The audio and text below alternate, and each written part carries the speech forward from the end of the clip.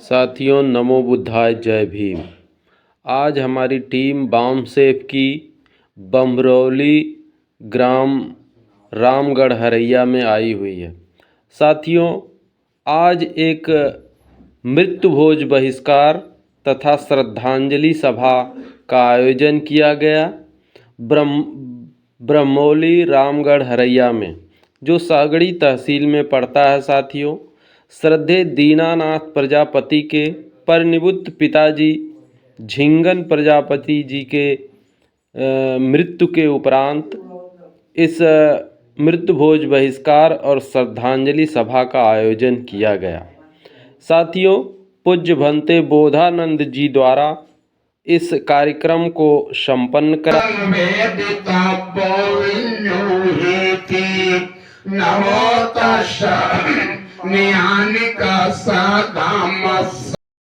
एष धम्मायतीता च एष धम्मायनागता आचोपन्ना च ये धम्मा अहं वन्दामि सर्वदा। नाथि मे शरणं अय्यं धम्मो मे शरणं वरं एतेन सच्चेन होतु ते जयमङ्गलम्। उत्तमंगेन वन्देहं धन्यं च दुविधं वरं। धम्मो यो खलितो दोषो धम्मो खमतु तं ममं। धम्मं जीवितपर्यन्तं शरणं गच्छामि। साथियों, तथागत गौतम भगवान बुद्ध का जो धम्म है वो मानव एक समान जिसको समझता है। चार तत्वों से बनी इस शरीर के विखंडन को मृत्यु कहा जाता है। इस मृत्यु के उपरांत ये जो टीम है वो दुख की इस घड़ी में मृत्यु भोज जो कराया जाता है उस पर रोक लगाने की कोशिश करती है। उनसे कहती है, यदि उनकी बात समझ में आ जाती है तो लोग इस तरह के कार्यक्रमों का आयोजन करते हैं। दुनिया को 2500 साल पहले मानवता का संदेश देने वाले तथागत गौतम भगवान बुद्ध के चित्र पर पुष्पांजलि करते हुए ये श्रद्धेय दीनानाथ प्रजापति के घर के लोग और बोधिसत्व बाबा साहब के पुष्प अर्पण करते हुए और उसके बाद मृत के प्रतीक चिन्ह झिंगन प्रजापति के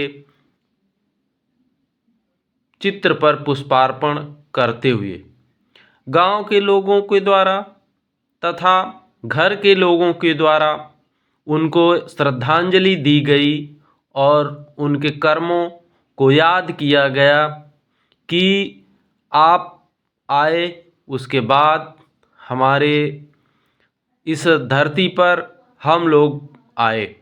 साथियों, इस तरह से ये कार्यक्रम पुष्पांजलि के इस क्रम को आगे बढ़ाते हुए ये चल रहा है कि हम मृतक के चित्रों पर पुष्प अर्पण किए।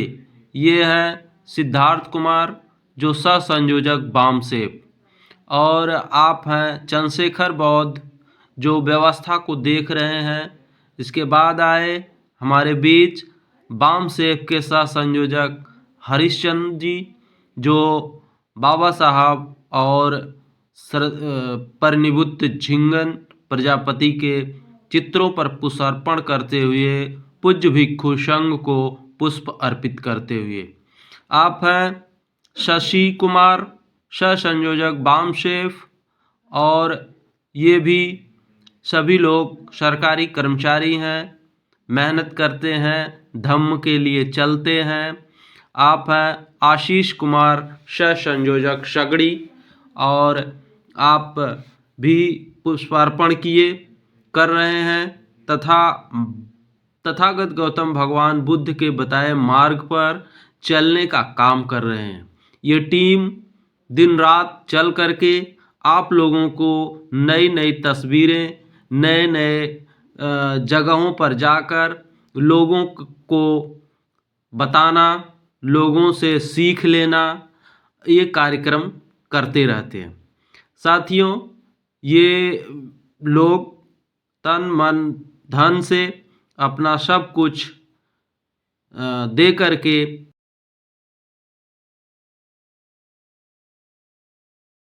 तथागत बुद्ध की इस बात को लिखते हैं कि दुनिया नित्य है, परिवर्तन है, उसे जाना है, लेकिन जाना मृत्यु कहलाता है, हृदय विदारक है, दुख है।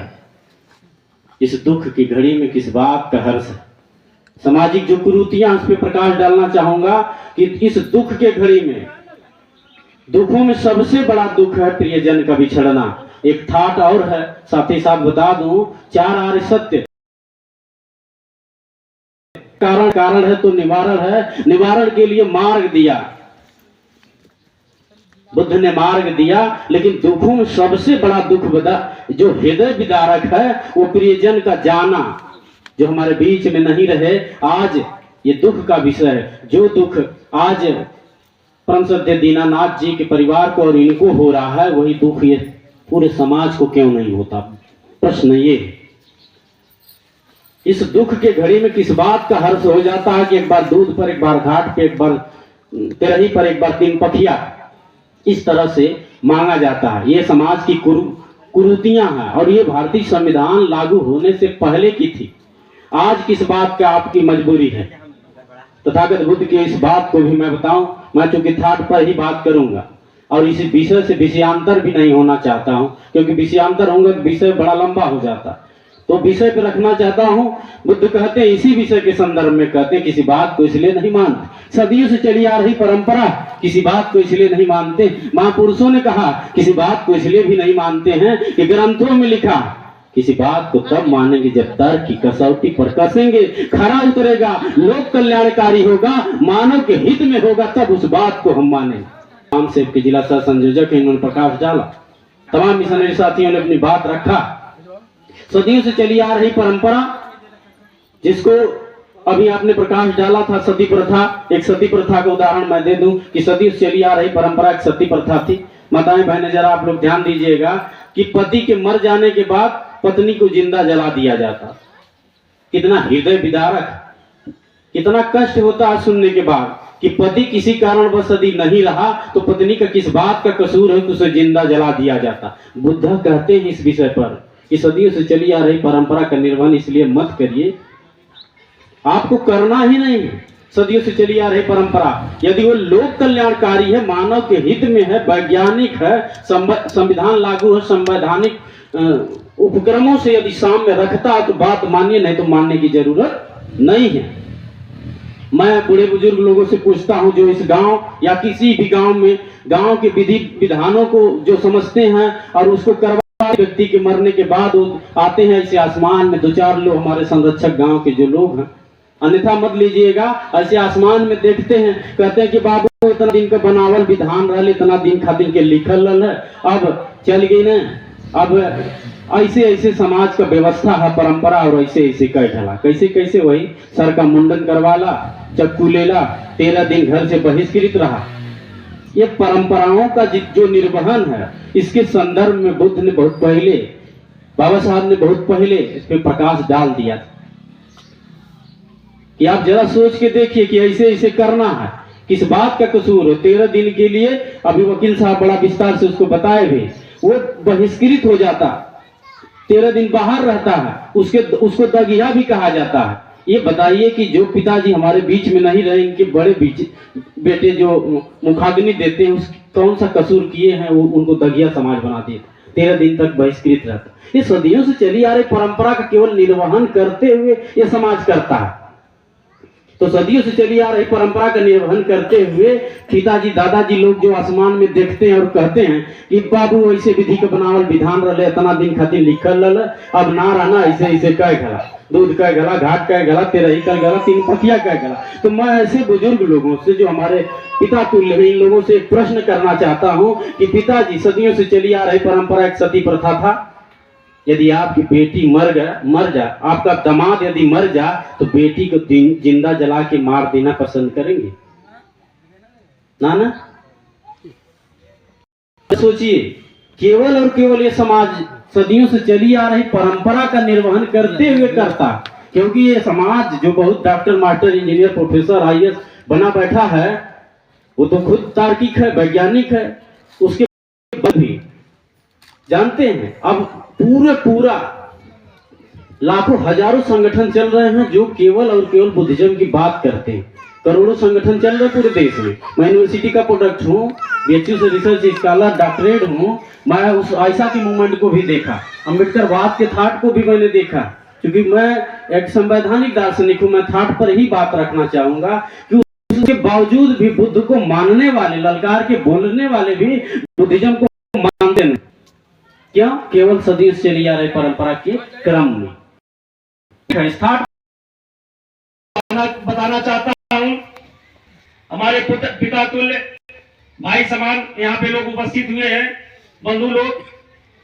आप जान रहे हैं कि एक समय पहले एक ऐसी व्यवस्था थी इसी देश में कि महिलाओं की, औरतों की, लड़कियों की जो 8 साल 5 साल यहाँ तक की पैदा भी नहीं हुई होती थी, उनकी शादियां कर दी जाती थी। अभी पेट में बच्चियां थी, और तभी जो ये होता था कि इनकी शादी जो है ये होता था कि फला व्यक्ति के, यदि आपका पुत्र होगा, हमारी पुत्री होगी, तो इनका शादी कर दी जाए। बच्चियां थी, उनकी शादी कर दी जाती थी, और पता चलता था कि अभी छोटी बच्ची 5 साल की है, 10 साल की है, 7 साल की बच्ची है, उसकी शादी कर दी जाती है, और पति उसका जो है दुर्भाग्यवश डेथ हो जाती है, तो वह आजीवन उसको विधवा लाना पड़ता था। वो भी तो एक परंपरा थी, लेकिन गलत परंपरा थी। वो परंपरा खत्म हुई कि नहीं हुई? बाल विवाह था, छोटे बच्चों का जो विवाह हो जाता था, वह परंपरा खत्म हुई। सती प्रथा वाली परंपरा थी। आप लोग जान ही रहे हैं कि पति जब मर जाता था तो पति के साथ पत्नी को जला दिया जाता था, जबरदस्ती जला दिया जाता था। वो भी एक परंपरा थी। लेकिन जब इस परंपरा को Lord William Bentinck, Raja Rammohan Roy बदलना चाह रहे थे, उस समय व्यवस्था परिवर्तन करना चाहते थे, तो उस समय भी विरोध हुआ था। यहाँ के सवर्ण समाज के लोगों ने कहा ये हमारा धर्म का मामला है, इसमें आप छेड़छाड़ न कीजिए, जो हमारी व्यवस्था है व्यवस्था को चलने दीजिए। तो जो व्यवस्था समाज के प्रगति के खिलाफ रही, मानवता के खिलाफ रही, समय समय पे उसके परिवर्तन हुआ, उसमें बदलाव हुआ है कि नहीं हुआ है? हुआ। तो यह भी एक ऐसा व्यवस्था है, एक ऐसी परंपरा है मृत्यु भोज। आप देखते होंगे लोग, ये बताइए, कहा जाता है कि दुनिया में सबसे बड़ा यदि कोई दुख है तो अपनों का बिछड़ना है, अपने किसी भी प्रियजन का बिछड़ना है, चाहे दोस्त हो, मित्र हो, सगा संबंधी हो, भाई बंधु हो, माता पिता हो, हमारे बेटा हो, पुत्र पुत्री हो, किसी का भी बिछड़ना, इस दुनिया से चले जाना, इससे बड़ा दुख कोई नहीं होता। और जब यह इतना बड़ा दुख है कि हमारा कोई प्रिय, हमारा कोई पुत्र पुत्री, हमारे पिताजी माताजी की डेथ हो जाती है, तो यह कौन सी खुशी होती है कि जिसमें हम भोज का प्रावधान करते हैं, है कि नहीं भाई? हर्ष में भोज का प्रावधान होता है। दुनिया में सबसे बड़ा दुख है प्रियजन का बिछड़ना। जब हमारे प्रियजन चले गए तो किस बात का भोज? और भोज ये कहा जाता है, मृत्यु भोज तो गिद्धों का भोज होता है। आप लोग देखे होंगे कि अब तो गिद्ध दिखाई नहीं दे रहे हैं। पहले जब किसी भी प्राणी, जीव जंतु की मृत्यु हो जाती थी तो गिद्ध वहां जो है इकट्ठे हो जाते थे उसको खाने के लिए। तो मृत्यु भोज तो गिद्धों का भोज है। और यहाँ तक कि जो ब्राह्मणों का ग्रंथ है उसमें भी ये कहा गया है कि सिर्फ, उसमें ये कहा है कि भोज नहीं देना है, उसमें कहा गया है कि सिर्फ ब्राह्मणों को 5 या 7 ब्राह्मणों को भोज करा दीजिए, और आपके जो हम बुद्धा के किसी शिक्षा को ऐसे थोड़ी मानते हैं कि वैसे ही मान लिए जैसे मुस्लिम धर्म मानते हैं, हिंदू धर्म मानते हैं, क्रिश्चियन धर्म मानते हैं, हम ऐसे थोड़ी मान लिए। हम तर्क विमर्श किया और जो सत्य मिला, जो सबसे सटीक जानकारी मिली, सही मिली, उसको हम मानते हैं। और किसी का कहीं से कोई दबाव नहीं है। डॉक्टर साहब का लोग समझते हैं कि दबाव है, ना डॉक्टर साहब ऐसे से लोग समझते हैं कि दबाव इनका। डॉक्टर साहब से कोई मतलब नहीं है, सिर्फ विचारधारा मिलती है और क्या। जिसकी विचारधारा सही है उसको मानेंगे, जिसकी विचारधारा उनको बाइकाट करेंगे, बाहर हटा देंगे। यही सब है और बाकी सारी चीजें हैं। अभी बहुत लोग आने वाले हैं, बस इतना ही। और आप लोग हमारी साथियों, बमरोली रामगढ़ हरैया तहसील सगड़ी में जिस जाबाज साथी ने अपने पिता के परिनिवृत्त होने पर, मृत्यु होने पर भोज का कार्यक्रम नहीं कराए, वो श्रद्धेय दीनानाथ प्रजापति, बामसेफ आजमगढ़ की टीम, श्रद्धेय डॉक्टर राकेश कुमार बौद्ध ने माला पहनाकर उनका स्वागत किया। अब इसके बाद ये बड़े बाबू जो सगड़ी के ही रहने वाले हैं, इन्होंने भी माला पहनाकर उनका स्वागत किया दीनानाथ प्रजापति का।